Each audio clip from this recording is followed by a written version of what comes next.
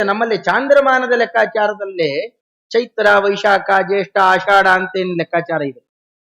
ಇದಕ್ಕೊಂದು ಕಾರಣ ಇದೆ. ಇದು ನಕ್ಷತ್ರದಲ್ಲಿ, ಯಾವ ನಕ್ಷತ್ರದಲ್ಲಿ ಚಂದ್ರ ಹುಣ್ಣಿಮೆ ಹೊತ್ತಿಗೆ ಇರ್ತಾನೋ ಅದನ್ನು ನೋಡಿ ಆ ಮಾಸಕ್ಕೆ ಆ ಹೆಸರು. ಇದು ಅಷ್ಟೇ, ನೀವು ಸುಮ್ಮನೆ ಪಂಚಾಂಗ ಇಟ್ಕೊಂಡ್ರೆ ಗೊತ್ತಾಗುತ್ತೆ. ಈಗ ಚೈತ್ರ ಮಾಸ ಅಂತಾರು, ಯಾಕೆ ಕರೀತಾರೆ? ಹುಣ್ಣಿಮೆಯ ಹೊತ್ತು, ಹುಣ್ಣಿಮೆ ದಿವಸ ಅಥವಾ ಸ್ವಲ್ಪ ಹಿಂದೆ ಮುಂದೆ ಆಗ್ಬಹುದು ಚಿತ್ತಾ ನಕ್ಷತ್ರ ಇರುತ್ತೆ. ಅವತ್ತು ಚಿತ್ತಾ ನಕ್ಷತ್ರ ಇದೆ ಅಂದ್ರೆ ಏನರ್ಥ ಗೊತ್ತಾ? ಅಲ್ಲಿ ಚಂದ್ರದೇವರ ಸಂಚಾರ ಇದೆ, ಚಂದ್ರಗ್ರಹ ಮಂಡಲದ ಸಂಚಾರ ಇದೆ ಅಂತ ಅರ್ಥ. ವಿಶಾಖ ನಕ್ಷತ್ರದಲ್ಲಿದ್ರೆ ಹುಣ್ಣಿಮೆಯ ಹೊತ್ತಿಗೆ ವೈಶಾಖ, ಜ್ಯೇಷ್ಠ ನಕ್ಷತ್ರದಲ್ಲಿದ್ರೆ ಜ್ಯೇಷ್ಠ ಮಾಸ, ಹಾಗೆ ಮಘ ನಕ್ಷತ್ರದಲ್ಲಿದ್ರೆ ಮಾಘ ಮಾಸ, ಉತ್ತರ ಫಲ್ಗುಣಿಯಲ್ಲಿದ್ರೆ ಫಲ್ಗುಣ ಮಾಸ. ಹೀಗೆ ಲೆಕ್ಕಾಚಾರ. ಉತ್ತರಾಷಾಢದಲ್ಲಿದ್ರೆ ಆಷಾಢ ಮಾಸ. ಹೀಗೆಲ್ಲ ಲೆಕ್ಕಾಚಾರಗಳಲ್ಲ. ಇದೆಲ್ಲ ಚಾಂದ್ರಮಾನವನ್ನ ಅಂದರೆ ಚಂದ್ರದೇವರ ಗಣನೆಯನ್ನು ಇಟ್ಟುಕೊಂಡು ಲೆಕ್ಕಾಚಾರ ಹಾಕು. ಇದರಲ್ಲಿ ಎರಡು ಕ್ರಮ ಇದೆ. ಈ ನಮ್ಮಲ್ಲೇ ಅದು ಗೊತ್ತಿದೆ, ಪರಿಚಯ ಇದೆ. ಸ್ನಾನಕ್ಕೆ ಅಂತ ಅಥವಾ ಚಾತುರ್ಮಾಸ್ಯ ಲೆಕ್ಕ ಹಾಕ್ತೇವಲ್ಲ, ಹೇಗೆ ಲೆಕ್ಕ ಹಾಕ್ತೇವೆ ನಾವು? ಸ್ನಾನಕ್ಕೆ ಅಂತ ಲೆಕ್ಕ ಹಾಕುವುದಾದ್ರೆ ವೈಶಾಖ ಸ್ನಾನ ಶುರುವಾಗುತ್ತೆ. ಯಾವಾಗ ಶುರುವಾಗುತ್ತೆ? ಚೈತ್ರ ಶುದ್ಧ ಹುಣ್ಣಿಮೆಯಿಂದಲೇ ಶುರುವಾಗಿ ಹೋಗುತ್ತೆ. ವೈಶಾಖ ಮಾಸ ಅಂತಂದ್ರೆ ಯಾವ್ದು ಲೆಕ್ಕ ತಗೊಂಡ್ರು ಅಲ್ಲಿಗೆ ಸ್ನಾನಕ್ಕೆ? ಚೈತ್ರ ಕೃಷ್ಣ ಪಕ್ಷ, ವೈಶಾಖ ಶುಕ್ಲ ಪಕ್ಷ, ಇದೆರಡೂ ಸೇರ್ಕೊಂಡ್ರೆ ಅದು ವೈಶಾಖ ಮಾಸ ಆಯ್ತು. ಔತ್ತರೇಯರು ಹೀಗೆ ಲೆಕ್ಕಾಚಾರ ಹಾಕ್ತಾರೆ. ಉತ್ತರ ದೇಶದಲ್ಲಿರುವವರ ಲೆಕ್ಕಾಚಾರ ಈಗಾಗಲೇ ಚೈತ್ರ ಮಾಸ ಶುರುವಾಗಿ ಹೋಗಿದೆ. ಅವ್ರ ಪ್ರಕಾರ ಚೈತ್ರ ಮಾಸದ 15 ದಿವಸ ಕಳೆದು ಹೋಗಿದೆ. ಅಂದ್ರೆ ನಮ್ಮ ಪ್ರಕಾರ ನಾವೇನ್ ಮಾಡ್ತೇವೆ, ಅಮಾವಾಸ್ಯೆಯಿಂದ ಅಮಾವಾಸ್ಯೆ ತನಕ ಲೆಕ್ಕಾಚಾರ ಹಾಕ್ತೇವಲ್ಲ, ಅವ್ರು ಹುಣ್ಣಿಮೆಯಿಂದ ಹುಣ್ಣಿಮೆ ತನಕ ಲೆಕ್ಕ. ಇಷ್ಟೇ. ಪೂರ್ಣಿಮಾ ಅಂತ ಅಮಾಂತ ಅಂತ ಎರಡು ಲೆಕ್ಕಾಚಾರ ಇದೆ. ಎರಡೂ ನಮಗೆ ಪರಿಚಯ ಇದೆ, ಅಪರಿಚಿತವಾದದ್ದೇನಲ್ಲ. ಇಲ್ಲಿರುವ ಆಚರಣೆ ಈ ಕ್ರಮದಲ್ಲಿದೆ. ಅದನ್ನಿಟ್ಟುಕೊಂಡು ಕೃಷ್ಣಾಷ್ಟಮಿ, ನಿರ್ಣಯ ಮುಂತಾದವುಗಳು ಇವೆಲ್ಲ ತುಂಬಾ ಅರ್ಥ ಇದೆ ಅದಕ್ಕೆಲ್ಲ. ಆ ಕ್ರಮದ ಲೆಕ್ಕಾಚಾರದಲ್ಲಿ ಏನು ಮೊದಲನೇ ದಿವಸ ಅಂತೇನು ಗಣನೆಯನ್ನು ಮಾಡ್ತೇವೆ. ಶುಕ್ಲ ಪ್ರತಿಪತ್ತಿಥಿಯಲ್ಲಿ ಚೈತ್ರ ಆದವು, ಆದಿಯ ದಿನ ಅಂತಂದ್ರೆ ಮೊದಲನೇದು. ಅದು ಈ ಚಾಂದ್ರಮಾನದ ಲೆಕ್ಕಾಚಾರದ ಈ ಕ್ರಮದವರೆಗೆ ಇದು ಆದಿ. ಹೀಗಾಗಿ ಚೈತ್ರಾದವು ಉಷಸಿ ಸ್ಮರನ್ ಮುರರಿಪು, ಉಷಕಾಲದಲ್ಲೇ ಹೇಳ್ಬೇಕು, ಉದಯ ಕಾಲದಲ್ಲಿ ಹೇಳ್ಬೇಕು ಅಂತ. ಉದಯ ಅಂತಂದ್ರೆ ಯಾವ ಉದಯ? ಚಂದ್ರೋದಯಕ್ಕೆ ಕೇಳ್ತೀವಿ. ದಿವಸ ನಾವು ಚಂದ್ರೋದಯಕ್ಕೆ ಎದ್ದು ಬಿಟ್ಟಿರ್ತೇವ್ರಿ ಅಂತಂದ್ರೆ ಚಂದ್ರೋದಯ ಬೆಳಗ್ಗೆಯಿಂದ ಸಂಜೆ ರಾತ್ರಿ ತನಕ ಆಗುತ್ತೆ. ಅಷ್ಟಮಿ ದಿವಸ ಚಂದ್ರೋದಯ ಆಗುದು ಮಧ್ಯರಾತ್ರಿ ಹೊತ್ತಿಗೆ, ಮಧ್ಯಾಹ್ನದ ಹೊತ್ತಿಗಾಗುತ್ತೆ. ಅದು ಶುಕ್ಲ ಪಕ್ಷದ ಅಷ್ಟಮಿಯಲ್ಲಿ ಮಧ್ಯಾಹ್ನಕ್ಕೆ ಚಂದ್ರೋದಯ, ಸರಿಯಾಗಿ ಮಧ್ಯಾಹ್ನ 12 ಗಂಟೆಗೆ. ಅದೇನೆ ಕೃಷ್ಣಾಷ್ಟಮಿ ಬರುತ್ತೆ ನೋಡಿ, ಅದನ್ನ ಕೃಷ್ಣ ಪಕ್ಷದ ಅಷ್ಟಮಿಯಲ್ಲಿ ರಾತ್ರಿ 12 ಗಂಟೆ, ಸ್ವಲ್ಪ ಹಿಂದೆ ಮುಂದೆ ಆಗ್ಬಹುದು. ನಾವು ಚಂದ್ರೋದಯಕ್ಕೆ ಎದ್ದಿರ್ತೇವೆ. ಅದಕ್ಕೆ ಯಾವುದೋ ಉದಯ ಅಲ್ಲ, ಸೂರ್ಯೋದಯಕ್ಕೂ ಅಲ್ಲ ಹೇಳೋದು, ಉಷೋದಯಕ್ಕೆ ಹೇಳ್ತೀವಿ. ಉಷೋದಯ ಅಂತ ಯಾವಾಗ, ಉಷಕ್ಕಾಲ ಅಂತ ಯಾವಾಗ ಕರೀತಾರೆ? ಬ್ರಾಹ್ಮಿ ಮುಹೂರ್ತ ಅಂತ. ಸೂರ್ಯೋದಯದ ಮೇಲೆ ಅವಲಂಬಿತವಾಗಿರುತ್ತೆ ಅದೆಲ್ಲ. ಯಮಗಂಡ ಕಾಲ, ಗುಳಿಕ ಕಾಲ ಎಲ್ಲವೂ ಹಾಗೇನೆ. ರಾಹು ಕಾಲ ಇವೆಲ್ಲ ಸುಮ್ಮನೆ ಯಾವುದೋ ಕ್ಯಾಲೆಂಡರ್ ಹಾಕಿಟ್ಬಿಟ್ಟಿರ್ತಾರೆ, ಆ ಪಟ್ಟಿ ಇರೋಲ್ಲ. ಸೂರ್ಯೋದಯವನ್ನ ಅವಲಂಬಿಸಿ ಹಿಂದೆ ಮುಂದೆ ಆಗ್ತಾ ಇರುತ್ತೆ. ಅದು ಲೆಕ್ಕಾಚಾರ ಹಾಕಕ್ಕೆ ಬರ್ಬೇಕಷ್ಟೇ. ತುಂಬಾ ಸುಲಭ, ಅವೆಲ್ಲ ಏನು ಕಷ್ಟ ಅಲ್ಲ. ಹಾಗೆ ಬ್ರಾಹ್ಮಿ ಮುಹೂರ್ತವನ್ನ ಲೆಕ್ಕ ಹಾಕೋದೆ ಹೇಗೆ? ಸೂರ್ಯೋದಯ ಆಗೋದಕ್ಕಿಂತಲೂ 4 ಗಳಿಗೆಗಳು ಮುಂಚೆ. 1 ಗಳಿಗೆ ಅಂದ್ರೆ 24 ನಿಮಿಷ. ತರ ಇಲ್ಲದೆ ಇದ್ರು ಬೇಡ. 1 ಗಂಟೆ 96 ನಿಮಿಷ ಅಂದ್ರೆ 96 ನಿಮಿಷ ಬರುತ್ತೆ. 1 ಗಂಟೆ 36 ನಿಮಿಷ ಅದು. ಹಾಗಲ್ದೇ ಇದ್ರು 1.5 ಗಂಟೆ ಸಮಯ ಮುಂಚೆ ಸೂರ್ಯೋದಯ ಯಾವಾಗ ಆಗುತ್ತೋ, ಸೂರ್ಯೋದಯ ವ್ಯತ್ಯಾಸ ಆಗ್ತಾ ಇರುತ್ತೆ. ಧನುರ್ಮಾಸ ಇದೆಲ್ಲ ಬರೋ ಹೊತ್ತು 7 ಗಂಟೆಗೆ ಸೂರ್ಯೋದಯ. ಈ ಕೆಲವೊಮ್ಮೆ 6 ಗಂಟೆನೂ ಆಗಿರೋಲ್ಲ, ಆಗ್ಲೇ ಸೂರ್ಯೋದಯ ಆಗುವುದು ಉತ್ತರಾಯಣದ ತುದಿ ಕಾಲಕ್ಕೆ ಬಂದಾಗ. ಹೀಗೆ ವ್ಯತ್ಯಾಸ ಇದೆ. ಹಾಗೆಲ್ಲ ಹಗಲು ಜಾಸ್ತಿ. ಅದನ್ನ ಅವಲಂಬನೆ ಮಾಡಿಕೊಂಡು ಅದಕ್ಕಿಂತಲೂ ಕೂಡ 1.5 ಗಂಟೆ ಮುಂಚೆ ಸ್ನಾನಾದಿಗಳನ್ನು ಮಾಡ್ಲಿಕ್ಕೆ ಅತ್ಯಂತ ಯೋಗ್ಯವಾದ ಕಾಲ. ಆ ಕಾಲಕ್ಕೆ ಮುಂಚೆನೆ ಎದ್ದು ಬಿಟ್ಟಿರ್ಬೇಕು. ಹೇಳುವಾಗ 2 ತರಹದ ಎಚ್ಚರಿಕೆ ಆಗುತ್ತೆ. ಒಂದು ನಮಗೆ ಎಚ್ಚರಿಕೆ, ಇನ್ನೊಂದು ಶರೀರವನ್ನು ಎಬ್ಬಿಸೋದು. 2 ಕ್ರಮ ಇದೆ. ನಮಗೆ ಎಚ್ಚರಿಕೆ ಆದ ತಕ್ಷಣ ಸ್ಮರನ್ ಮುರರಿಪುಂ, ಮುರರಿಪು ಕೃಷ್ಣ ಪರಮಾತ್ಮನನ್ನ ಹತ್ತಿರದಲ್ಲಿ ಬಂದ ಅದ್ಭುತ ರೂಪ. ಯಾರಿಗೂ ಅದು ಸೆಳೆತ ಇಲ್ಲ ಅಂತಿಲ್ಲ, ಅಂಥ ರೂಪ. ಅವನನ್ನ ಸ್ಮರಣೆ ಮಾಡ್ತಾ ಯಾವುದೋ ಒಂದು ಗುಣವನ್ನ ಚಿಂತನೆ ಮಾಡ್ತಾ ಎದ್ದೇಳಬೇಕು. ಎದ್ದ ಮೇಲೆ ಚಿತ್ರಪಟನೋ ಅದೋ ಇದೋ ನೋಡೋದು ಇವೆಲ್ಲ ಕಣ್ಣು ತೆಗೆಯೋದಕ್ಕೆ ಮುಂಚೆ ಒಂದು ಎಚ್ಚರಿಕೆ ಆಗಿರುತ್ತೆ. ಕಣ್ಣು ತೆಗೆಯೋದೇ ಎಚ್ಚರಿಕೆ ಅಲ್ಲ. ಕಣ್ಣು ತೆಗೆಯೋದಕ್ಕೆ ಮುಂಚೆ ಯಾಕೆ ಏನು ಹೇಳಲಿಲ್ಲ, ಎದ್ದೇ ಇದ್ದೀನಿ, ಮಾತಾಡಿದೆಲ್ಲ ಕೇಳಿಸ್ಕೊಂಡಿದ್ದೀನಿ, ಸುಮ್ಮನೆ ಕಣ್ಣು ಮುಚ್ಚಿದ್ದೆ ಅಷ್ಟೇ ಅನ್ನೋದಿದೆಯಲ್ಲ ಮಾತು. ಆ ತರಹ ಎಚ್ಚರಿಕೆ ಆಗಿ ಹೋಗಿರುತ್ತೆ. ಎಚ್ಚರಿಕೆ ಆದ ಕೂಡ್ಲೆ ಜ್ಞಾನ ಕೆಲಸ ಮಾಡ್ಲಿಕ್ಕೆ ಶುರು ಮಾಡಿತಲ್ಲ, ಮನಸ್ಸು ಮನೋವೃತ್ತಿ ಶುರುವಾದ ತಕ್ಷಣ ಅಲ್ಲಿ ಮೊದಲು ಬರಬೇಕಾಗಿದ್ದು ಆ ವೃತ್ತಿಯನ್ನ ಪ್ರೇರಣೆ ಮಾಡಿದಂತಹ ಭಗವಂತನ ಆಲೋಚನೆ.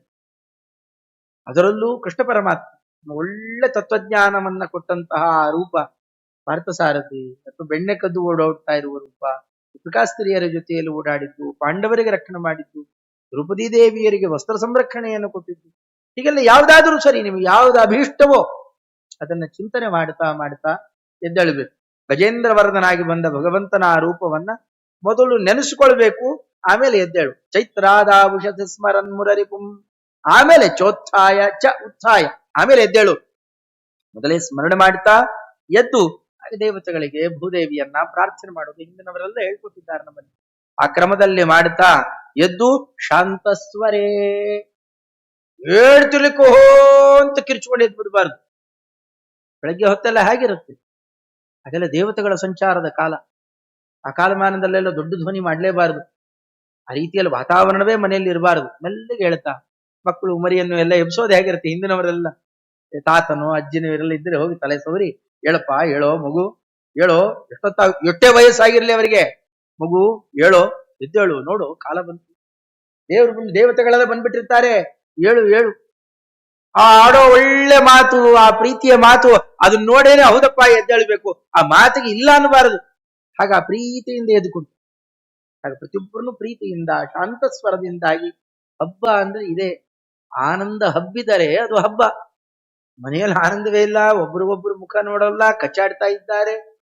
ಈಗ ಹಬ್ಬ ಹರಿದಿನ ಅಂತಂದ್ರು ಬೇಗ ಹೇಳಬಾರದೆ ಅಂತ ಅನ್ನೋದು, ಇವತ್ತು ಕಚ್ಚಾಡ್ತಾರೇನೋ ಅಂತ ಅನ್ನೋದೆಲ್ಲ ಇದೇ ಕಾರಣದಿಂದಲೇ. ಅವತ್ತಾದ್ರೂ ಬಾಕಿದ್ದೆಲ್ಲ ಮರ್ತು, ಈ ರಾತ್ರಿ ಅನ್ನೋದೊಂದು ಚಿಕ್ಕ ಪ್ರಳಯ, ಅದೆಲ್ಲ ಮರೆಸ್ಬಿಡುತ್ತದು. ವರ್ಷದ್ದೆಲ್ಲ ಕಳಿತು, ಇನ್ಮೇಲಾದ್ರೂ ಕೂಡ ಅದೆಲ್ಲ ತ್ಯಾಗ ಮಾಡ್ರಿ ತೋರಿಸಿಕೊಡುವ ಕ್ರಮ. ಹಾಗೆ ಶಾಂತಸ್ವರೇ ಉತ್ಥಾಯ ವೃದ್ಧೋಕ್ತಿ ಪರಿಗೃಹ್ಯ, ಎದ್ದ ತಕ್ಷಣ ಹೋಗಿ ಶೌಚವನ್ನು ಮುಗಿಸ್ಕೊಂಡು ಬಂದು ತುಳಸಿ ಮೃತ್ತಿಕಾದಿಗಳನ್ನ ಧಾರಣ ಮಾಡಿ, ಹೆಣ್ಣು ಮಕ್ಕಳು ತಿಲಕ ಮುಂತಾದವುಗಳನ್ನ ಧಾರಣ ಮಾಡಿ ಬಂದು ದೇವರಿಗೆ ನಮಸ್ಕಾರ ಮಾಡಬೇಕು. ದೊಡ್ಡವರಲ್ಲೆಲ್ಲ ಪದ್ಧತಿ ಇರುತ್ತೆ, ಸಮಾಚಾರ ಮನೆಯಲ್ಲೆಲ್ಲ ಒಳ್ಳೆ ಪದ್ಧತಿ. ಧಾರಣೆ ಮಾಡತಕ್ಕಂತಹ ಹೊಸ ಉಡುಗೆಗಳು ತೊಡುಗೆ ಎಲ್ಲ ದೇವ್ರ ಮುಂದೆ ಇಟ್ಟು ಬಿಟ್ಟಿರ್ಬೇಕು. ಬೆಳಗ್ಗೆ ಪ್ರಾತಃ ಕಾಲ ಬೇಗ ನಮ್ಮ ಆಚಾರ ಸ್ನಾನ ಮಾಡಿ ಅವ್ರು ಮಂಗಳಾರತಿ ಮಾಡ್ತಾ ಇರ್ಬೇಕು, ಎಲ್ಲ ಪಾರಾಯಣಕ್ಕೆ. ಅಲ್ಲಿ ಒಂದು ದೊಡ್ಡ ಕಂಚಿನ ಪಾತ್ರೆಯಲ್ಲಿ ತುಪ್ಪವನ್ನ, ಏನು ಒಳ್ಳೆ ಶುದ್ಧವಾದ ಆಕಳ ಬೆಣ್ಣೆಯ ತುಪ್ಪ ಕಾಯಿಸಿಟ್ಟಿರ್ಬೇಕು. ಅದನ್ನ ಅಯ್ಯೋ ಗಟ್ಟಿಯಾಗಿ ಬಿಡಬಾರ್ದು, ನೀರಾಗಿರ್ಬೇಕು. ಒಳ್ಳೆ ಫಳ ಫಳ ಫಳ ಹೊಳಿತಾ ಇರುತ್ತೆ. ಅದರೊಳಗಡೆಯಲ್ಲಿ ಆಜ್ಯ ಪಾತ್ರೆ ಸ್ವಕಂ, ಆಜ್ಯ ಪಾತ್ರದಲ್ಲಿ ಪಕ್ಕಕ್ಕೆ ಒಂದು ದೊಡ್ಡ ಕನ್ನಡಿ ಇಟ್ಟಿರ್ತಾವ, ಹೊಸ ಕನ್ನಡಿ. ಆ ಕನ್ನಡಿಯಲ್ಲಿ ತನ್ನ ಮುಖ ನೋಡ್ಕೊಳ್ಬೇಕು. ನಮ್ಮೆಲ್ಲ ಪದ್ಧತಿ ಇದೆ, ಮುಖ ನೋಡ್ಕೊಂಡಿದೀಯಾ ನಿಂದು ಕೇಳೋದ ಅಂದ್ರೆ ನಮ್ಮ ಮುಖ ನೋಡ್ಕೊಂಡು ನಾವ್ ಯಾರು ಅಂತ ಮರ್ತೇ ಹೋಗಿರುತ್ತೆ. ನಾವ್ಯಾರು ಅದು ಇದು ಅಂತ ಏನೇನೋ ಅನ್ಕೊಂಡ್ಬಿಟ್ಟಿರ್ತಾನೆ. ಮುಖ ನೋಡಿದ್ವಿ, ಓ ನಾನು ಇಷ್ಟೇ ಏನೇನೋ ಅನ್ಕೊಂಡಿದ್ದೆ, ಅದು ಯಾವುದು ಅಲ್ಲ ಅಂತ ಪರಿಚಯ. ಆಗ ಆ ಕಾಲಕ್ಕೆ ಮುಖವನ್ನ ಯತಿಗಳು, ಬ್ರಹ್ಮಚಾರಿಗಳು ಮುಂತಾದ ಗೃಹಸ್ಥಾಶ್ರಮಗಳಿಗೆ ಹೇಳ್ತಾ ಇದ್ದಾರೆ. ಆ ಕ್ರಮದಲ್ಲಿ ವೀಕ್ಷ್ಯ ಆಜ್ಯ ಪಾತ್ರೆ ಸ್ವಕಂ, ಎಲ್ಲಾನು ಒಂದೊಂದು ಸಂಸ್ಕಾರಗಳಿದಲ್ಲ, ಇದರಿಂದೆಲ್ಲ ಪುಣ್ಯಾತಿಥ್ಯ ಇದೆ. ಆ ಕ್ರಮದಿಂದಾಗಿ ಮುಖವನ್ನ ನೋಡ್ತಾ ವಕ್ತ್ರಂ ವೀಕ್ಷ್ಯ ಸುದರ್ಪಣೇಚ ಸುಹೃದ ಸ್ನಾತ್ವಾ ಸಮಂ ಭೂಷಿತ. ಸಜ್ಜನರ ಜೊತೆಯಲ್ಲಿ ತಮ್ಮ ಸ್ನೇಹಿತರು, ಬಂಧು ಬಾಂಧವರು, ಬಾಂಧವರು ಅಂತ ಕರೀತಾರೆ ಈ ಕಾಲಕ್ಕೆಲ್ಲ. ಅವರವರ ಮನೆಯಲ್ಲಿ ಗುಂಪುಗಳನ್ನ ಸೇರಿಸಿಕೊಂಡು ಅವತ್ತಿನ ದಿವಸ ಬೇಕಾಷ್ಟು ಅಭ್ಯಂಗಾದಿಗಳನ್ನ ಮಾಡಿಕೊಳ್ತಾ, ಬೇಕಾಷ್ಟು ಭಗವಂತನಿಗೆ ಅರ್ಪಣೆ ಮಾಡಿದಂತಹ ವಸ್ತ್ರ, ಉಡುಗೆ ತೊಡುಗೆ ಭಗವಂತ ಕೊಟ್ಟಂತಹ ಎಂಥ ದೇವಸ್ಥಾನ. ಅಂತರಾಲಯ ಪ್ರಭುಗಳು ಮನುಷ್ಯ ಶರೀರದಲ್ಲಿ ಎಷ್ಟು ಭಗವದ್ ರೂಪಗಳಿದ್ದಾವೆ ಅಂತ ಗ್ರಂಥನೇ ನಿರ್ಮಾಣ ಮಾಡಿದ್ದಾರೆ. ಮಾನುಷ್ಯ ಶರೀರೇ ಭಗವದ್ ರೂಪ ವಿವೇಕ, ಎಷ್ಟಿದ್ದಾವೆ ಬೇರೆ ಬೇರೆ ಬೇರೆ ಬೇರೆ ಗುಂಪು ಹೇಳ್ತಾ ಬರ್ತಾರೆ. ಒಟ್ಟಿಗೆ ಎಲ್ಲ ಹೇಳಿ ಕಡೆಗೆ ಒಂದು ಮಾತಲ್ಲಾಡಿದ್ದಾರೆ. 3,50,00,000 ಭಗವದ್ ರೂಪಗಳಿದ್ದಾವೆ. ಒಬ್ಬ ಮನುಷ್ಯ ಅವನಿಗೆ ಯಾರು ಆಗಿರ್ಲಿ, ಅವನಿಗೆ ಯಾವ ವೃತ್ತಿಯಲ್ಲಿ ಬದುಕ್ತಾ ಇರಲಿ, ಅವ ಚಂಡಾಲನೆ ಆಗಿದ್ದರೂ ಸರಿ, ಒಟ್ಟಾರೆ ಅಲ್ಲಿ 3,50,00,000 3.5 ಕೋಟಿ ಭಗವದ್ ರೂಪಗಳಿದ್ದಾವೆ. ಯಾವ ದೇವಸ್ಥಾನಕ್ಕಿಂತ ಕಮ್ಮಿ ಆಯಿತು ಈ ಶರೀರ? ಇದಕ್ಕೆ ನಾವು ದೇವಸ್ಥಾನಕ್ಕೆ ಹೋಗಿ ಏನಾರ ಅಲಂಕರಣ ಮಾಡಿಸ್ಲಿಕ್ಕಾಗತ್ತಾ? ಅಲ್ಲಿ ಬಣ್ಣ ಸುಣ್ಣ ಬಣ್ಣ ಹೊಡೆಸ್ಲಿಕ್ಕಾಗತ್ತಾ? ಅದೇ ಇಲ್ಲಿ ಚಂದ ತಗೊಂಡಿದ್ದಕ್ಕೆ ಅಭ್ಯಂಗ ಮಾಡಿಸಿ ಅದಕ್ಕೆಲ್ಲ ಚಂದ ಗೋಪಿ ಚಂದನಾದಿಗಳನ್ನ, ಭಗವಂತನ ಲಾಂಛನಗಳನ್ನ ಧಾರಣ ಮಾಡಿಸಿ, ಸ್ವಾಮಿ ಇದು ನಿನ್ನ ದೇವಸ್ಥಾನ, ನಿನ್ನ ಚಿಹ್ನೆ ಹಾಕ್ತಾ ಇದ್ದೇನೆ ಇದಕ್ಕೆ, ಇದು ನಿನ್ನದು ಅಂತ ಅವನಿಗೆ ಒಪ್ಪಿಸುವ ಕ್ರಮ ಇದೆಯಲ್ಲ, ಇದೆಲ್ಲ ಸ್ನಾತ್ವ ಸಮಂ ಭೂಷಿತ ಅಭ್ಯಂಗಾದಿಗಳಿಂದಾಗಿ ತಾನ್ನಿಕ ಗಿನ್ನಿಕ ಮುಂತಾದವುಗಳನ್ನು ಪೂರೈಸಿ ಕಡೆಗೆ ಎಲ್ಲಿ ತನಕ ಭೂಷಿತ ಅಂಗಾರ ಅಕ್ಷತ ಮುಂತಾದವುಗಳನ್ನು ಧಾರಣೆ ಮಾಡುವ ತನಕ ಬೇಕಾಷ್ಟು ಅಲಂಕರಣಾದಿಗಳನ್ನ ಮಾಡಿಸಿ ಭಗವಂತನಿಗೆ ಅವತ್ತು ಬೇಕಾಷ್ಟು ಅವರವರ ಪರಂಪರೆಯಲ್ಲಿ ಬಂದಂತಹ ಮೂರ್ತಿಗಳಿಗೆ ಪೂಜಾ ಮುಂತಾದವುಗಳನ್ನೆಲ್ಲ ನಡೆಸಿ ದೊಡ್ಡವರ ಜೊತೆಯಲ್ಲಿ ಕೂತು ಶ್ರುತ್ವಾ ವರ್ಷಫಲವನ್ನ ಕೇಳಬೇಕು. ಈ ಸಂವತ್ಸರದ ಫಲ ಏನಿದೆ ಅದು ದೈವಜ್ಞರನ್ನ ಪೂಜೆ ಮಾಡಬೇಕು. ಅವತ್ತನೇ ದಿವಸ ವಿಶೇಷವಾಗಿ ಯಾರು ಜ್ಯೋತಿಷ್ಯವನ್ನ ಬಲ್ಲವರೋ ಅಂಥವರನ್ನ ಜ್ಯೋತಿರ್ಗಣ, ಜ್ಯೋತಿ ಅಂತಂದ್ರೆ ಬೆಳಕು, ಸೂರ್ಯ ಚಂದ್ರ ನಕ್ಷತ್ರ ಇಲ್ಲೆಲ್ಲ ಜ್ಯೋತಿ ಇದೆ. ಆ ಜ್ಯೋತಿರ್ಗಣವನ್ನ ಸರಿಯಾಗಿ ಬಲ್ಲಂತಹ ಜ್ಞಾನಿಗಳನ್ನ ದೈವಜ್ಞ ಬ್ರಾಹ್ಮಣರು ಜ್ಯೋತಿಷ್ಕರು ಅಂತ ಕರೀತಾರೆ. ಅಂಥವರನ್ನ ಕರೆದು ಅವರಿಗೆ ಪೂಜಾದಿಗಳನ್ನ ಮಾಡಿ ಅವರಲ್ಲಿ ಕೂತು ಕೇಳಬೇಕಂದ್ರೆ ಈ ವರ್ಷ ಹೇಗಿದೆ, ಏನೇನ್ ಮಾಡಬೇಕು, ಪರಿಹಾರ ಸಮೇತ ಎಲ್ಲ ಹೇಳ್ತಾರೆ. ಈ ತರ ಇದೆ, ಹೀಗೊಮ್ಮೆ ಹಿಂದೆ ಬಂದಿತ್ತು, ಅದಕ್ಕೆ ಹೀಗೆ ಪರಿಹಾರ ಮಾಡಿದ್ದು, ನಮ್ಮ ಹಿರಿಯರು ಹೀಗೆ ಮಾಡಿದ್ದು, ಇವೆಲ್ಲ ಹೇಳ್ಕೊಡ್ತಾರೆ. ಆ ಉಪಾಯವನ್ನೆಲ್ಲ ಸರಿಯಾಗಿ ತಿಳಿದು ಇದು ಭಗವಂತ ಎಷ್ಟು ನಿಯಂತ್ರಣ ಮಾಡ್ತಾ ಇದ್ದಾನೆ. ಅವು ಕುತ್ಕೊಂಡು ಒಂದು ಚದುರಂಗದ ಆಟ ಆಡ್ತಾ ಇದ್ದಂತೆ, ಒಂದು ಮುಂದೆ ಬಿಟ್ಟರೆ ಒಂದು ಹಿಂದಕ್ಕೆ ಹಾಕ್ತಾನೆ, ಒಂದು ಹಿಂದಕ್ಕೆ ಹಾಕೋದು ಒಂದು ಮುಂದಕ್ಕೆ, ಹೀಗೆಲ್ಲ ಆಟ ಆಡ್ತಾ ಇದ್ದಾನೆ ಇಡೀ ಪ್ರಪಂಚವನ್ನ. ಬಾಲ ಕ್ರೀಡನ ಕೈರಿ ಯದ್ವತ್ ಕ್ರೀಡತೆ ಅಸ್ಮಾಭಿರಚ್ಯುತಃ, ಆ ಕ್ರಮದಲ್ಲಿ ಆಟ ಆಡ್ತಾ ಇದ್ದಾನೆ ಅನ್ನೋದನ್ನ ಸರಿಯಾದ ಕ್ರಮದಲ್ಲಿ ತಿಳಿದು ಆಮೇಲೆ ಬೇಕಾಷ್ಟು ತರಹದ ಭಕ್ಷ್ಯ ಭೋಜ್ಯ ಮುಂತಾದವುಗಳನ್ನ ಸ್ವೀಕಾರ ಮಾಡಿ ಗೀತ ವಾದ್ಯ ನೃತ್ಯ ಭಗವಂತನ ಕಥಾಶ್ರಮಣಾದಿಗಳಲ್ಲಿ ಅವತ್ತು ವಿಹಾರ ಮಾಡಬೇಕು. ಅವತ್ತು ಗೃಹಸ್ಥಾಶ್ರಮಗಳು ಸ್ವಪತ್ನಿ ವಿಹಾರವನ್ನು ಮಾಡಬೇಕು. ಪ್ರತ್ಯೇಕ ವಿಧಾನ ಮಾಡುತ್ತಾರೆ. ಅಲ್ಲ ಒಂದು ವರ್ಷ ಇಡೀ ಸುಖಿಯಾಗಿರ್ತಾನೆ ಅನ್ನೋದನ್ನೆಲ್ಲ ಎಷ್ಟೋ ಕಾಲಮಾನ ನಿಷೇಧ ಮಾಡ್ತಾರೆ, ಪರ್ವಕಾಲಾದಿಗಳಲ್ಲೆಲ್ಲ ಇಲ್ಲ, ಇಲ್ಲಿ ವಿಧಾನ ಮಾಡಿದ್ದಾರೆ. ಈ ಕಾಲ ಅದಕ್ಕೆ ಅತ್ಯಂತ ಯೋಗ್ಯ ಅಂತ ಹೀಗೆಲ್ಲ ಹೇಳ್ತಾ ಅಲ್ಲೊಂದು ಹೇಳ್ತಾರೆ, ಅಲ್ಲಿ ನಿಂಬಪತ್ರಂ ನಿಂಬಕದಲಂ ಪ್ರಾಶ್ಯಾಜ್ಯ ಪಾತ್ರೇ ಸುಖಂ ಪಾರಿಭದ್ರಕಾಲ ಕರೀತಾರದು, ಪಾರಿಭದ್ರಕಾಲ. ಆ ದಳವನ್ನ ಪ್ರಾಶನ ಮಾಡಬೇಕು. ಅದನ್ನ ಬರೀ ಹೂವುಗಳನ್ನು ಮಾತ್ರ ಹಾಕೋ ಕ್ರಮ ಇದೆ. ಅದು ಬೇವು ಬೆಲ್ಲ ಅಂತ ಎರಡೇ ಅಲ್ಲ, ಪ್ರಮಾಣಾಂತರದಲ್ಲಿ ಇನ್ನೂ ಬೇಕಾಷ್ಟೆಲ್ಲ ಸೇರಿಸಿ ಹೇಗೆ ಅದನ್ನ ಧಾರಣ ಮಾಡಬೇಕು ಅಂತ ಹೇಳ್ತಾರೆ. ಅದು ಆಯುರ್ವೇದ ಶಾಸ್ತ್ರದಲ್ಲಿ ಹೇಳಿದಂತೆ ತೋರಿಸ್ಕೊಡ್ತಾರೆ. ತುಂಬಾ ಅರ್ಥ ಇದೆ ಅದಕ್ಕೆ. ಏನೇನ್ ಇರಬೇಕು ಅಂತ ಅನ್ನೋದನ್ನ ತೋರಿಸ್ತಾರೆ. ಭಕ್ಷೇತ್ ಸೌಖ್ಯಂ ಮಾನವೋ ವ್ಯಾಧಿನಾಶಂ ವಿದ್ಯಾಯುಹು ಶ್ರೀರ್ ಲಭತೆ ವರ್ಷ ಮೂಲೆ. ವರ್ಷಕ್ಕೆ ಮೂಲಭೂತವಾದ ಈ ದಿವಸದಲ್ಲಿ ಬೇವು ಚಿಗುರ್ತಾ ಇರುತ್ತೆ. ಮಾವು ಬೇವು ಎಲ್ಲ ಚಿಗುರಿನ ಕಾಲ, ಹಂಗೆಲ್ಲ ತಂದು ತೋರಣಕ್ಕೆಲ್ಲ ಹಾಕ್ತೇವೆ. ಅದರಲ್ಲೂ ತುಂಬಾ ಚಿಕ್ಕ ಆ ಚಿಗುರಿದೆಯಲ್ಲ, ಎಲ್ಲದರ ಸಾರ ಎಳೇ ಸಾರ ಬೇಗ ಜೀರ್ಣ ಆಗುತ್ತೆ. ನಮ್ಗೆ ಆ ಒಣವಣದ್ದೆಲ್ಲ ತಗೊಂಬಂದ್ರೆ ಜೀರ್ಣ ಆಗೋಲ್ಲ, ಅದು ಇದು ಬೇಗ ಜೀರ್ಣ ಆಗುತ್ತೆ. ಅದರ ರಸ ಬೇಗ ನಮ್ಮ ಶರೀರಕ್ಕೆ ಊರುತ್ತೆ. ಹೀಗಾಗಿ ಇದನ್ನ ಈ ಕ್ರಮದಲ್ಲಿ ಸ್ವೀಕಾರ ಮಾಡಬೇಕು. ಅದರಿಂದ ಏನೇನಾಗುತ್ತೆ, ವ್ಯಾಧಿನಾಶ, ಏನೇನೋ ರೋಗಗಳಿದ್ರೆ ಎಲ್ಲ ವಾಸಿಯಾಗುತ್ತವೆ. ವಿದ್ಯಾ ಆಯುಹು, ಒಳ್ಳೆ ಬುದ್ಧಿ ಪ್ರಚೋದನೆ ಆಗುತ್ತೆ. ಬುದ್ಧಿ ಚುರುಕಾದಾಗ ಒಳ್ಳೆ ವಿದ್ಯೆಯನ್ನು ಗಳಿಸಲಿಕ್ಕಾಗತ್ತೆ. ಆಯುಷ್ಯ ಹೆಚ್ಚಾಗತ್ತೆ. ಯಾವಾಗ ರೋಗ ಕಮ್ಮಿ ಆಗುತ್ತೆ ಆಯುಷ್ಯ ಹೆಚ್ಚಾಗುತ್ತೆ. ರೋಗ ಹೆಚ್ಚಾದಾಗ ಆಯುಷ್ಯ ಕಮ್ಮಿ ಯಾವಾಗ. ಇನ್ನು ಶ್ರೀರ್ ಲಭತೆ ವರ್ಷ ಮೂಲೆ, ಸಂಪತ್ತು ಬೆಳೆಯುತ್ತೆ. ಶಾಸ್ತ್ರದಲ್ಲಿ ಹೇಳಿದ ರೀತಿಯಲ್ಲಿ ನಡೆದಾಗ ಅದಕ್ಕೆ ಅಭಿಮಾನಿ ದೇವತೆಗಳೆಲ್ಲ ಹರಿಸ್ತಾರೆ. ಅಂಥವರಿಗೆ ಸಂಪತ್ತಿನ ಅಭಿವೃದ್ಧಿ ಆಗುತ್ತೆ. ಹೇಗೆ ತಿನ್ಬೇಕು ಹಾಗಾದ್ರೆ, ಅದಕ್ಕೆಲ್ಲ ಒಂದು ಕ್ರಮವನ್ನ ತೋರಿಸಿಕೊಡ್ತಾರೆ. ಪಾರಿಭದ್ರಸ್ಯ ಪತ್ರಾಣಿ ಕೋಮಲಾನಿ ವಿಶೇಷತಃ, ಎಳೆದಾಗಿರುವಂತಹ ಎಲೆಗಳನ್ನ ತರಬೇಕಂತ, ಅಥವಾ ಚಿಗುರುಗಳು. ಅದರ ಹೂವು ಜೊತೆಯಲ್ಲಿದ್ರೆ, ಈಗೆಲ್ಲ ಹೂ ಬಿಟ್ಟಿರುತ್ತಾ ಇದರಿಂದ ಹೂವಿನ ಸಮೇತ ನೆಲ್ಲ ತರಬೇಕು. ಸಪುಷ್ಪಾಣಿ ಸಮಾನೀಯ ಚೂರ್ಣಂಕೃತ್ವ ವಿಧಾನತಃ, ಹಾಗಾಗಿ ಕೊಡೋದಲ್ಲ, ಹಾಗೆ ಕೊಡ್ತಾರೆ. ಅದು ನಾರ್ ಬರ್ತಾ ಇರುತ್ತೆ. ಬೈಕೊಂಡು ಅದನ್ನ ಹುಡುಗರು ಮಕ್ಕಳು ತಿಂತಾ ಇರ್ಬೇಕು. ತಿನ್ನೋ ಇವತ್ತು ತಿನ್ಬೇಕು ಅಂತ ಆಗ್ತೀರ. ಅದು ತುಂಬಾ ಚೆನ್ನಾಗಿರುತ್ತೆ, ರುಚಿಯಾಗಿ ಮಾಡಿಕೊಡ್ಬಹುದು ಅಂತಂತಾರೆ. ಈಗ ಮಾಡ್ಬೇಕಂತೆ, ನಮ್ಮಲ್ಲೆಲ್ಲ ಪದ್ಧತಿ ಹೊರಟೋಗಿದೆ. ಈಗ ಮಾಡ್ಬೇಕಂತೆ, ನೆಲ್ಲ ತಂದು ಚೆನ್ನಾಗಿ ಜಜ್ಜಿ ಚೂರ್ಣ ಮಾಡಿ ಆಮೇಲೆ ಅದು ವಿಧಾನತಃ, ಅದಕ್ಕೊಂದು ವಿಧಾನ ಇದೆ ಅಂತಾರೆ. ಅಷ್ಟೇ ಪ್ರಮಾಣದಲ್ಲಿ ಮಾಡಿ ಮರೀಚಿ ಹಿಂಗು ಲವಣ. ಮರೀಚಿ ಅಂತಂದ್ರೆ ಇದಕ್ಕೆ ಈ ಕಾಳುಮೆಣಸಿನ ಪುಡಿಯನ್ನ, ಆಮೇಲೆ ಹಿಂಗು ಅಂತ ಬಳಕೆ ಮಾಡ್ತೇವಲ್ಲ ನಾವು, ಸಂಸ್ಕೃತದಲ್ಲಿ ಹಿಂಗು ಅಂತಾರೆ. ಲವಣ ಅಂತ ಈ ಲವಣ ಬಳಕೆ ಮಾಡಬಾರ್ದು. ಅದಕ್ಕೇನಿದ್ರು ಕಪ್ಪು ಲವಣ ಅಥವಾ ಈ ನಮ್ಮ ಸೈಂಧವ ಲವಣ, ಆ ಸೈಂಧವ ಲವಣ ಅದು ಪ್ರಶಸ್ತವಾದ. ಅದನ್ನ ಅದಕ್ಕೆ ಏಟು ರುಚಿಗೆ ತಕ್ಕಷ್ಟು ಅದನ್ನ. ಇನ್ನು ಅಜಾಮೋದ ಸ ಶರ್ಕರೈ, ಅಜಾಮೋದ ಅಂತಂದ್ರೆ ಓಂಕಾಳು ಅಂತ ಕರೀತಾರೆ. ನಮ್ಗೆ ಅಜವಾನ ಓಂಕಾಳು ಅಂತ ಕರೀತಾರಲ್ಲ, ಓಮ ಓಮ ಅಂತ. ಅದು ಆ ಕಾಳನ್ನ ಜೊತೆಯಲ್ಲಿ ಹಾಕೋಬೇಕಂತ. ಅದೆಲ್ಲ ಜೀರ್ಣಕಾರಿ ಅದಲ್ಲ. ಅದು ಅದರ ಜೊತೆಯಲ್ಲಿ ಸಶರ್ಕರೈ, ಅದಕ್ಕೆ ಬೆಲ್ಲ ಹೇಳಲಿಲ್ಲ ಇಲ್ಲಿ, ಸಕ್ಕರೆ ಹೇಳ್ತಾರೆ. ಸಕ್ಕರೆ ಇವುಗಳನ್ನೆಲ್ಲ ಪ್ರಮಾಣ ಸಮೇತ. ಇದರ ಮೇಲೆ ಜೊತೆಯಲ್ಲಿ ಇದಕ್ಕೆಲ್ಲ ಈಗ ಎಷ್ಟಾಯ್ತು ಅಲ್ಲಿ, ಖಾರ ಆಯ್ತು, 2 ಖಾರಗಳು ಬಿತ್ತು. ಓಮದಲ್ಲೂ ಒಂದು ಖಾರ ಇರುತ್ತೆ, ಜೊತೆಯಲ್ಲಿ ಮೆಣಸಿನಲ್ಲಿ ಇರುತ್ತೆ. ಉಪ್ಪಾಯ್ತು, ಸ್ವಲ್ಪ ಹುಳಿ ಬೀಳ್ಬೇಕಂತೆ, ಸಿಹಿನೂ ಆಗಿತ್ತು, ಹುಳಿ ಬೀಳ್ಬೇಕಂತ. ಅದಕ್ಕೆ ತಿಂತ್ರಿಣಿ ಮೇಲನಂಕೃತ್ವ, ಇದೆಲ್ಲದಕ್ಕೂ ರುಚಿ ಹೆಚ್ಚುವಂತೆ. ತಿಂತ್ರಿಣಿ ಅಂತಂದ್ರೆ ಹುಣಸೆ, ಅದರದ್ದು ಈಗೆಲ್ಲ ಹುಣಸೆ ಚಿಗುರು ಹೊಡಿತಾ ಇರುತ್ತೆ, ಚಿಗುರನ್ನ ಹಾಕ್ಬಹುದು. ಇಲ್ಲ ಅಂತಂದ್ರೆ ಹುಣಸೆ ಹಣ್ಣು ಅಷ್ಟೇ, ಅದು ಎಷ್ಟು ಬೇಕೋ ಅಷ್ಟು, ಈ ಚಟ್ಟಿ ಪುಡಿಗೆ ಹಾಕ್ದಾಗ ಅದು ಎಷ್ಟು ಬೇಕೋ ಅಷ್ಟನ್ನು ಮಾತ್ರ ಹಾಕಿ ಇನ್ನೆಲ್ಲ ಮೇಲನಂಕೃತ್ವ ಭಕ್ಷಯೇ ದ್ರೋಗ ಶಾಂತಯೇ. ಈ ರೀತಿಯಲ್ಲಿ ಭಕ್ಷಣ ಮಾಡ್ಬೇಕು, ಸ್ವಲ್ಪ ಅಲ್ಪ ಅಲ್ಲ.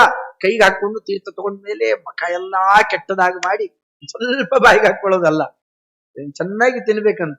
ಒಳ್ಳೆ ಬಾಣಂತಿಯರಿಗೆ ಇವರಿಗೆಲ್ಲ ಒಂದಷ್ಟು ಲೇಹ ಅಂತ ಕೊಡ್ತಾರ. ಆಗ ಅದನ್ನ 1 ದಿವಸ ಸಾಕು, ವರ್ಷಕ್ಕೆ 1 ದಿವಸ ಸ್ವೀಕಾರ ಮಾಡಿದ್ರೆ ಶರೀರ ಹೀರ್ ಬಿಡ್ತು ಅಂತಂದ್ರೆ ಅವತ್ತಿನ ದಿವಸ ಆ ರೋಗಿಗೆ ಯಾವುದು ಬರೋದೇ ಇಲ್ಲ. ಅಂಥ ಪರ್ವಕಾಲ ನಾಳೆ ಅಂತ ಇದನ್ನು ವಿಧಾನ ಮಾಡುತ್ತಾರೆ. ಈ ಕ್ರಮದಲ್ಲಿ ಭಕ್ಷಣ, ಅದಕ್ಕೆ ಹೇಳಿದ್ದು ಭಾರತೀಯ ಸಂಸ್ಕೃತಿ ಅಂತಿದಲ್ಲ, ಅದು ವಿಶ್ವತೋಮುಖವಾಗಿ ಆರೋಗ್ಯದ ದೃಷ್ಟಿಯಲ್ಲಾಗಲಿ, ಅಧ್ಯಯನದ ದೃಷ್ಟಿಯಲ್ಲಾಗಲಿ, ಕಲಾ ಆಗಲಿ, ಚಿತ್ರ ಆಗಲಿ, ಸಂಸ್ಕೃತಿ ಆಗಲಿ, ಮೋಕ್ಷ ತನಕ ಹೋಗಲಿಕ್ಕೆ ಜಗದೊಡೆಯನಾದ ಕಲಾವಲ್ಲಭ ಅವನನ್ನ ಪ್ರೀತಿಪಡಿಸಲಿಕ್ಕೆ ಏನೇನು ಬೇಕೋ ಎಲ್ಲ ಕಲೆಗಳು ನಮ್ಮಲ್ಲಿದ್ದಾರೆ.